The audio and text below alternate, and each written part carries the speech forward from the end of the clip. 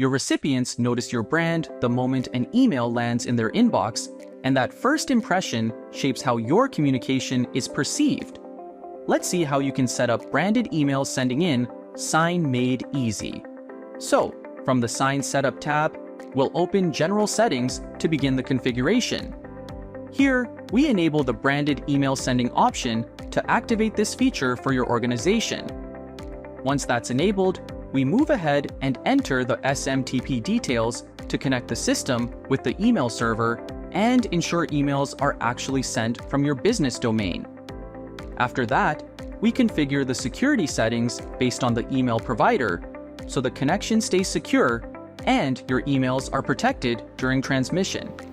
With everything in place, we test the setup by sending a test email. We simply enter the email address where the test should be received and trigger the send.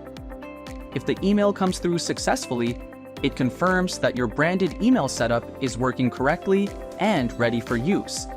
At this point, we save the configuration so it can be reused for all future e-sign transactions without setting it up again. And that's it.